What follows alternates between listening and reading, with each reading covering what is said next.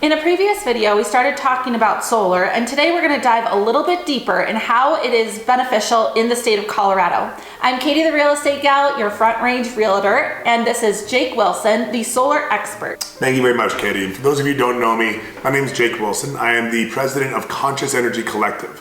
I'm born and raised here in Denver with a degree in architecture from Boulder, and I created the Conscious Energy Collective to transform the way solar is sold by creating conscious energy communities. And I'm born and raised here in Denver, so this is one of my communities, and I love that you asked this question of why is solar good in Colorado? And there's a few reasons right now why solar is one of the best right now and why it will continue to be for the foreseeable future. One of the best things we always say about Colorado is we have 300 days of sun. And that's one of the best benefits for solar. The solar's benefit is based on what we call sun hours. It's how many hours that shade of the roof gets exposed to the sun. And because we have so many sun days, that's usually a much higher. But the benefit versus a place like California or Arizona, where they might get a little bit more sun, is there's a temperature difference. So every degree above 77 degrees, panels drop in efficiency. And you can go in Arizona, but you can go a month or two without it ever going below that amount. So their panels there generally are not going to be as effective. You take that same panel here, even if we get a 90 to 100 degree day here, it still can be 60 to 70 cool in the evening, and that temperature fluctuation helps the panels be more effective. Now let's talk about a couple things. Just in general, we know the tax credit is going away. There are no state tax credits for going solar in Colorado. However, there are massively increasing electric rates. In case you haven't seen it or you haven't gotten one of the new meters from Excel is moving to time of use, and those of you who are not already will be, they say, by 2025. Where last year we were paying about 12.5 cents a kilowatt hour. There was a 14% rate increase from Excel because they were retroactively having a rate increase that they didn't do over COVID. And then on top of it, they changed to what's called time of use. So while we're paying 13.5 cents a kilowatt hour right now, at the peak time of use during the summer hours, it's going to be 28.8 cents a kilowatt hour. So people are going to see double and some people triple their electric bills until they realize this is why that's happening. They literally change their consumption habits to not be using it during that time. And doesn't that increase happen between 3 p.m. and 7 p.m.? It's actually between 1 p.m. and 7 p.m. Now between 1 and 3, the price is 19.5 cents a kilowatt hour, and between 3 to 7 is 28.8, and the rest of the time is that 13.65. You hear it a lot in Texas and California where the grid gets overloaded because there's so many people moving here and they don't have enough consumption during those are called peak hours. Those are the times where people are going to be using and consuming the most.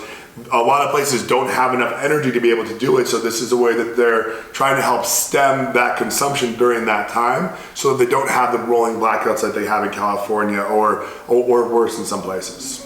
And Jake, real quick, can you explain what the tax credit you were talking about, what does that mean? So when you go solar, there is a federal tax credit. So it's called the solar ITC, and 26% of the total cost of your solar project, which would include things like a tree trimming if necessary, electrical upgrades, could even potentially include a roof upgrade if you're doing it at the same time. 26% of that total job cost you get back as a federal tax credit. It's not a rebate. It comes off of your tax liability. So if you are a W-2 employee and have paid taxes that year, that amount would come off of what you've already paid, and any amount that's left over rolls over to subsequent years until that tax credit is used up.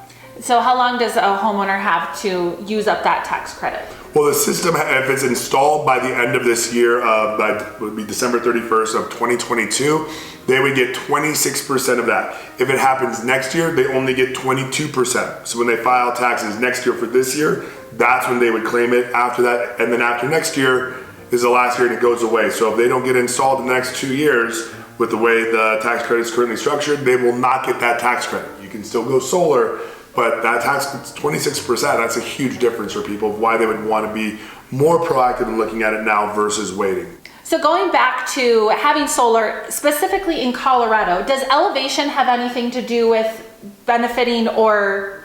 It can, and again, it has to do with the sun hours and the proximity to the sun. You're going to get a little bit often more unobstructed sun because of that elevation change. Now, there is one other big benefit to Colorado that we currently have that I want to make sure to mention, which is called net metering.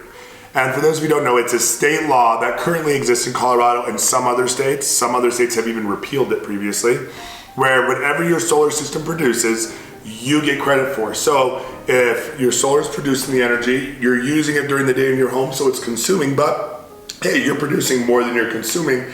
That excess goes and has to be stored by the utility company, by state law, and it's usually for whatever the interconnection fee is, which you pay regardless whether you go solar or not. And they have to store it for you. So then it works almost like rollover minutes. Whatever you don't use during the day will cover your usage at night, or in other months where you're not having as much consumption, like in winter months. So the fact that we have that state law along with the amount of sun hours that we have, and then we're really talking culture. If we're talking what gives the best equity for solar, a lot of it is location based. We're in an economy that's very conducive, and we're in a culture in Colorado that supports energy efficiency, that supports climate, I'm not gonna say climate change, but climate protection, and finding a way and we also get rewarded and get to save money by doing it. Colorado is just one of those perfect markets, which is why solar is going to continue to grow and has one of the best ROIs from almost any place in the country because of all of those factors combined. So it sounds like there is a ton of technology related to solar, and you are definitely the solar expert. If anyone has any specific questions, where should they go to ask those? Well, there are two places you can go. You can always go to our website, ConsciousEC for ConsciousEnergyCollective.com, or they can go to meetingjake.com. That's my personal booking calendar. It has our email as well as our phone number on there as well. They can always book a time to ask a more specific question, or email, text, call with any question as well. I don't charge for any advice, any consultation for any of this, because it's simply education. If I end up helping them and they want to use me, great, but just to charge for the advice, that just seems crazy. I'm happy to provide that at no cost all the time for anybody. I love that. Thank you so much for being a resource. I'm Katie the Real Estate Gal, your Front Range Realtor. I would love to help you with buying needs, selling needs, and I have some really great tools in my back pocket. Thanks so much for watching. We'll see you next week.